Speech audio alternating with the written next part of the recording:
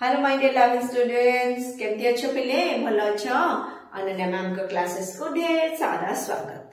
पिले मु आज तम श्रेणी नवम श्रेणी जो first part Lakshmi officer upload करी देखिछ।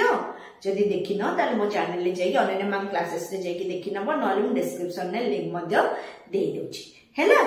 आउ आमे आज तार द्वितीय भाग पढ़िबा। पिले वीडियो स्टार्ट करबा आगु कहि रखे जदि तुम मानकु मो वीडियो भलो लागुची ताल प्लीज मो चैनल को सब्सक्राइब करबो, बेल आइकन प्रेस करबो ताकि जो तुम क्लास रे जो भी वीडियो मु अपलोड करे तार नोटिफिकेशन तुमको आसी जिवो। ओके, आ लाइक करबो, संग मानक सहित शेयर करबो, आ कमेंट भी दियो जे तुमको मो पढा पढी केमति लागुची। ठीक अछि, चलो एबे विषय भीतर को जिबा। फर्स्ट पार्ट जदि देखिना ताल जेकी देखिनबो, फर्स्ट पार्ट देखिले से सेकंड पार्ट बुझिबो। तेन करी कौन है ना पिले ना एथरे कौन है ना लक्ष्मी जाइकी कौन भगवान को सहित निजर मनर बहुत अंतरंग कथा सब गपुची। एटी माइक कथा कहूची जे माइक रे जदि तुमको मते भारी मुंड बिंदी जाउची से जो माइक तुमको कौन भल लागुची एते बड़ पार्टी रे सुनिबा पई एमती बहुत कथा और विभिन्न प्रकार कथा से कहची। हम आगो को जिबा आ कोन सब से गपुची हैला। तुमे भगवान मु जदि किछि भूल कहूतिबी तुमे किछि भाबिबनी। से कहला प्रभु तुम्हें तो ठाकुर मु तो छोट पिला कुनी पिलाटा मते कौन जना अछि। जदि मु किछि भूल भाल कथा कहि दउथाय त चळै नबो, खराब भाबिबनी। तुमको जदि बड़ पाटी सुख लागुतिबो तेबे मो कथारे जंत्र चूड़ा उठै देबा दरकार नै। तुमको जदि मु सिना कहि दउची एले तुमको जदि बड़ लागु माने बड़ पाटीटा भलो लागुतिबो ताले मो कथारे किछि माइक बजेवा उठेबा दरकार नै। तमे सेमति बाजू तमे खुशी हो हैला। सत्य कथा कहबी मु बड़ डरुकुड़ीटा हैला। सत्य कथा कहबी ठाकुर मु पूरा भारी डरुकुड़ीटा, डरेइटा भारी हैला। चित्कार सुनिले मो भीतर हठात जदि कि गोटे बड़ पार्टी भी मो ऊपर करदब ना मु पूरा छानिया होइजिबी। छानिया रे कोन होइजिबी माने मो भीतर छानिया पसि जाए। आ मो बापा भी बोधे मोरी भलिया से कहूची खाली मु नुहे मो बापा भी बोधे मोरी भलिया। से दिन बिचरा को जर होइतिला, माने का मो बापा को जर होइतिला। गोटे कोन उत्सव पाई ओ पड़िसा घरे सारा दिन जंत्रचुंग बाजिला। कार घरे किछि गोटे फंक्शन अछि बोली दिन सारा समाने जंत्रचुंग माने माइक बजेइले। बापा बिचरा केडे छटपट नहले। बापा से दिन सारा छटपट होइचंदी। मो हाथ को नहीं बारंबार तक कान दुईटे चापी धरतांती। मो हाथ को नहीं कौन करती कान दुईटे एमती चापी धरिकी बंद करके रखती। बापा को मते तुम्हें आउ टिके साहसी कर दियंतनी हैला। मते मो बापा को टिके साहसी कर दियो, आमे भारी डरुआ डरुआ लोक। बुझिला पिले। अच्छा भगवान बापा को किछि टंका कर दियंतनी। तापर पुणी कहूची भगवान मो बापा पाखे ना बहुत कम पैसा अच्छी ताको किछि टंका दियंतनी। से दिन मो बापा को कहली मोर गोटे फ्रॉक दरकार। बापा बो को कहला मो झियो केबे किछि मागिनी, आज मु ताको जरूर फ्रॉक किनि देबी हैला। दिनकर कथा कोन हिची मो बापा को कहली बापा मते गोटे फ्रॉक आनी दियो। बापा अति श्रद्धा जी मो माँ को कहले मो झियो दिने काले मते किछि केबे मागेनी तो ताको मु आज निश्चय गोटे फ्रॉक आनी देबी। केते खुशी हेली, किंतु तुमे कोन कहिलो बुझी पारिली नाही। किंतु मोर एपर्यंत फ्रॉक आसी पारिलानी, बोधे मो बापा पाखरे टंका नाही हैला। तुमे आउ थरे तुम सुविधा अनुसार मते थरे स्वप्न रे कहबो, किंतु तुमे मते से दिन को कोतरा मते कहि किछि बुझी पाइलेनी। तमे गोटे काम करो, तमे जितल तुमको आउ थरे सुविधा हबो, समय मिलिबो, फांका मिलिबो, तमे मते स्वप्न रे कहबो हैला जे कोन कहूथिलो एतिकी बर मागुथिली। आउ तमे जदि पंडित को एमिति टिके टिके खरा बेले सुआ पकांतो मु केडे खुशी रे आसंती हैला। जदि तो पंडित आज जेमि सोई पड़नाती सेमति जदि तामु सब दिन तमे टिके एमिति टिके सोई दियंतो ताले मु भारी खुशी रे एटिकी तुम पाख को आसंती। हे भगवान पंडित घुंगुड़ी आउ कहीं शुभु नहीं। सेठू सुनी देइछि जे पंडितर घुंगुड़ी आ शुभा जाऊ नाही, हुए तो उठी पड़िबे हैला। ताको लागला आले बोधे पंडित बोधे उठी पड़िबे कि कोन आ से कहीं घुंगुड़ी शुभुनी आजी तेबे जाए हैला। हाँ तुमे सब कदली एकाथर के खाई देबो नाही कि मने रहइबो तो हैला। मन रहइबो तो तमरो सब कदली एकाथर के जमा खाइबनी। मु नेबी दीटा काहे कि नाही नेबा को हेबो। अच्छा तेबे हैला। तापरे कहूची मु नेबी दीटा कदली नाही पुणी भाऊची नाही नेबिनी ना ना नहीं जाइए सब कदली कौन तमे एका खाई पारिबो। मु दीटा कदली नउची। लक्ष्मी कदली दुईटा छिड़ाइला और ठाकुर को प्रणाम करी द्वार पर्यंत आसिला हैला। लक्ष्मी कौन कला से कदली कांदी दीटा कदली छिनेकी ठाकुर द्वार पर्यंत आसिला। बाहर प्रखर दिवा लोक है दिन 2टा 2:30 बेल पूरा प्रखर दिवालोक बाहर पड़ी मुहूर्तक पाई से विस्मित होइतिला समय ज्ञान विस्मृत होइतिला एई दिन कि राति है कौन है मुहूर्तक पाई से विस्मित होइतिला समय ज्ञान से समय देखिकी पूरा आश्चर्य होगा निर्धूम खरा बेलटारे से आसी हठात एक प्रचंड कंठ ताकू हतचकत कला दिन दीपर ठाकुर पाखर कदली चोरी एडे साहस हठात किए जने से शुणिला किए जने विराट पार्टी चिल्लेकी कहला तोर एडे बड़ साहस तू दिन दीपर कदली ठाकुर पाखर चोरी करछु खेती आसुथिले के न पंडित हैला पंडित ताड़ को खेती आसिला लक्ष्मी गोटाए मुहूर्त काठ पितुला बड़ी स्तंभित काठ पितुला बड़ी लक्ष्मी पूरा छिड़ा होगा स्तंभीभूत होइके छिड़ा होई रहिला तापरे कोन कला ना दौड़िला पंडित भी दौड़िले सामने पोखरी टे हैला सामने कोन थिला ना पोखरी टे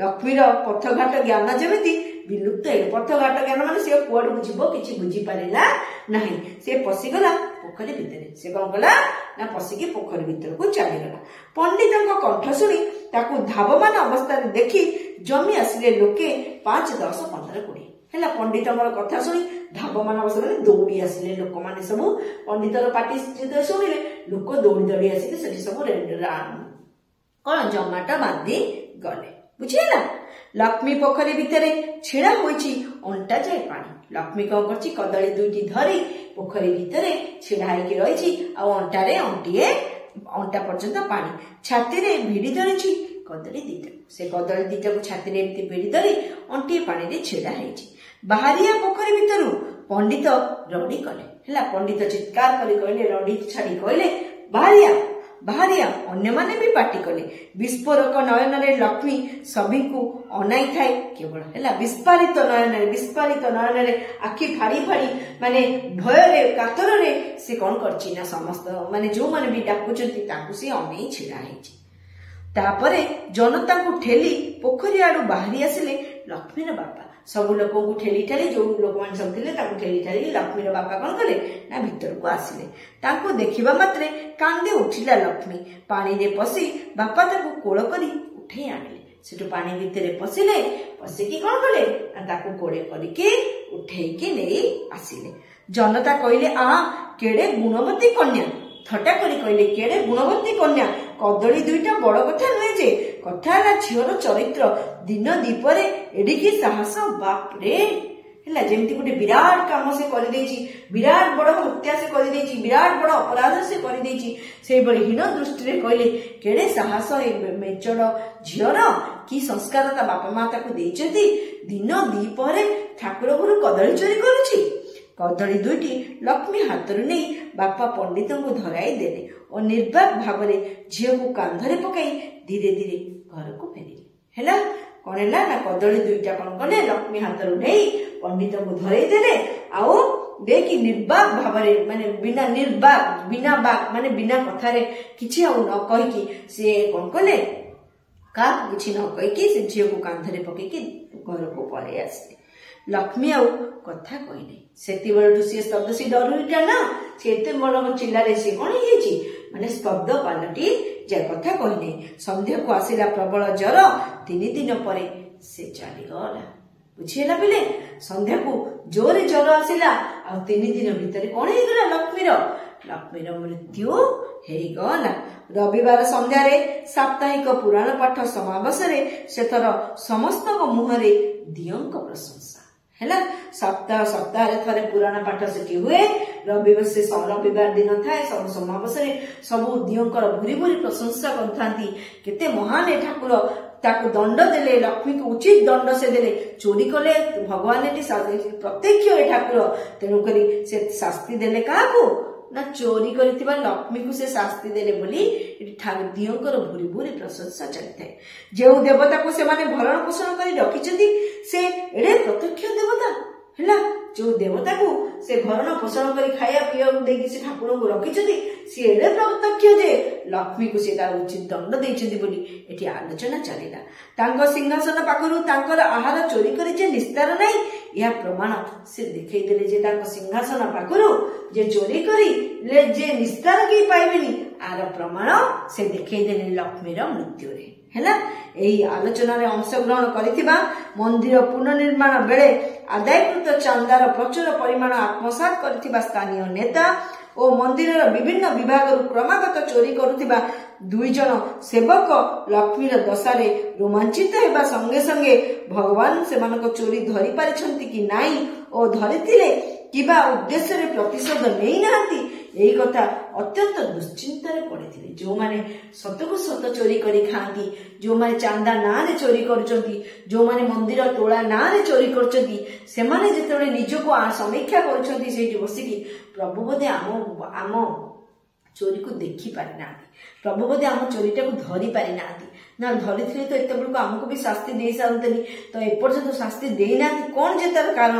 ସେ ଦୁଶ୍ଚିନ୍ତାରେ ସେମାନେ ମଧ୍ୟ ଥିଲେ। ଫଳରେ ଦିଅଙ୍କ ପ୍ରଚୁର ପ୍ରଶଂସା କରୁଥିଲେ ସେମାନେ। ଯାହା ହଉ ପ୍ରଭୁ, ତୁମେ ଏତେ ବଡ ମନେ ମନେ ଯେ ତୁମେ ମତେ କ୍ଷମା କରିଦେଇଛ, ମୋ ଭୁଲକୁ ବି ତୁମେ କ୍ଷମା କରିଦେଇଛ, ମତେ ଦଣ୍ଡ ତୁମେ ଦେଇନ। ଦିଅ ଶୁଣୁଛନ୍ତି ବୋଲି ସେମାନେ ଆଶା ମଧ୍ୟ କରୁଥିଲେ। ବିମର୍ଷ ଭାବରେ ନୀରବରେ ବସି ରହିଥିବା ଏକା ପୂଜାରୀ ପଣ୍ଡିତ, କିନ୍ତୁ ବିମର୍ଷ ମୁହଁରେ, ବିମର୍ଷ ବଦନରେ, ମୁଖରେ ହସ ନାହିଁ, ମନରେ ଦୁଶ୍ଚିନ୍ତା ଭାରାକ୍ରାନ୍ତ ମନରେ ନୀରବରେ ବସି ରହିଛନ୍ତି କିଏ? ନା ପଣ୍ଡିତ। ଯେତେବେଳେ ଦିଅଙ୍କ ପ୍ରତ୍ୟକ୍ଷ ପ୍ରମାଣରେ ଉଦ୍ବୁଦ୍ଧ ହୋଇ ଜନତା ହରିବୋଲ ଧ୍ୱନି ଦେଉଥିଲେ, ହଠାତ୍ ପଣ୍ଡିତ ଯେମିତି ଅନୁଭବ କଲେ ସେହି ମୁହୂର୍ତ୍ତରେ ଦିଅଙ୍କର ବିଭୂତି ସିଂହାସନ ଛାଡ଼ି ଚାଲିଗଲା। ପଡ଼ି ରହିଲା କେବଳ ଏକ ଦୀପ୍ତିହୀନ ଅର୍ଥହୀନ ରୂପ। ଯେତେବେଳେ ଲୋକମାନେ ଭୁରି ଭୁରି ପ୍ରଶଂସା ଚଲେଇଥାନ୍ତି କାହାର? ଦିଅଙ୍କର।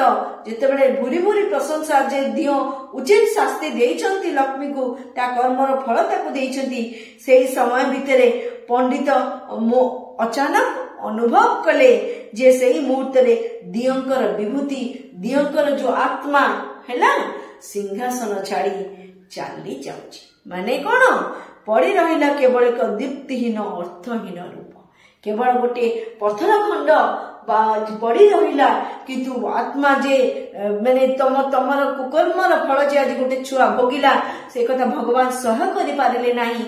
ପଣ୍ଡିତ ଅନୁଭବ କଲେ ଯେ ଭଗବାନ ସହି ପାରିଲେନି ଏ ଅନ୍ୟାୟକୁ, ତେଣୁକରି ସିଏ ଏ ପଥର ଭିତରୁ ବାହାରିକି ତାଙ୍କ ଦୀପ୍ତ, ତାଙ୍କର ଯୋଉ ଆତ୍ମା, ତାହା କଣ ହଉଛି ନା ପଥର ଭିତରୁ ବାହାରି ଚାଲି ଯାଉଛି ବୋଲି କିଏ ଅନୁଭବ କଲେ? ପଣ୍ଡିତ ଅନୁଭବ କଲେ।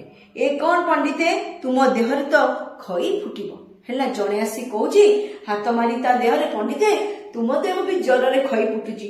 ଜଣେ ସେବକ ତାଙ୍କୁ ସ୍ପର୍ଶ କରି ମନ୍ତବ୍ୟ ଦେଲେ, ଜୀବନର ଅବଶିଷ୍ଟ କେଇ ଦିନ, ଯେତିକି ଦିନ ସେ ବଞ୍ଚିଲେ, ସେ ମଧ୍ୟ ମୃତ୍ୟୁବରଣ କଲେ ପଣ୍ଡିତେ।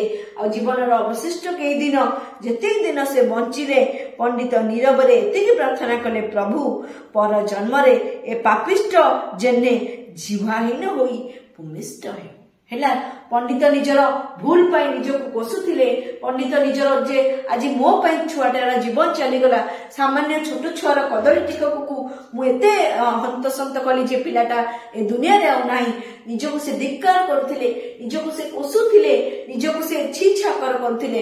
ଏବଂ ଶେଷରେ ଯେତିକି ଦିନ ସେ ବଞ୍ଚିଲେ, ତାପରେ ସେତିକି ଦିନ ସେ ଭଗବାନଙ୍କୁ ଏତିକି ମାଗିଛନ୍ତି, ପ୍ରଭୁ ଆର ଜନ୍ମରେ ଯଦି ମତେ ତୁମେ ମଣିଷ ଜନ୍ମ ଦିଅ, ତାହେଲେ ଜିଭ ଖଣ୍ଡକ ଦବ ନାହିଁ। ଜିଭରେ ତ ମଣିଷ କଥା କହେ ନା, ଏ ଜିଭ ଖଣ୍ଡକ ମୋର ଦରକାର ନାହିଁ, ମତେ ଜିହ୍ୱାହୀନ ହେଇକି ତୁମେ ସୃଷ୍ଟି କର, ଏହା ହିଁ ମୋର ଶାସ୍ତି ହେବ। ବୁଝିହେଲା ପିଲେ? ତ ବିଷୟଟି ସରିଯାଇଛି। ଅତି ସୁନ୍ଦର ବିଷୟଟି ଥିଲା ଲକ୍ଷ୍ମୀର ଅଭିସାର। ତ ସରିଯାଇଛି। ଆଉ କ୍ୱେଶ୍ଚିନ୍ ଆନ୍ସର ବି ମୁଁ ଅପଲୋଡ କରିବି। ଆଉ ପିଲେ, ଆଉ ଯଦି ସତରେ ତମକୁ ମୋ ଭିडिଓ ଭଲ ଲାଗୁଥାଏ ତାହେଲେ ପ୍ଲିଜ ମୋ ଚ୍ୟାନେଲକୁ ସବସ୍କ୍ରାଇବ କରିବ, ବେଲ ଆଇକନ ପ୍ରେସ୍ କରିବ, ସାଙ୍ଗମାନଙ୍କ ସହିତ ସେୟାର କରିବ, ଲାଇକ୍ ଆଣ୍ଡ କମେଣ୍ଟ ନିଶ୍ଚୟ କରିବ। ଠିକ ଅଛି? Thank you, bye bye.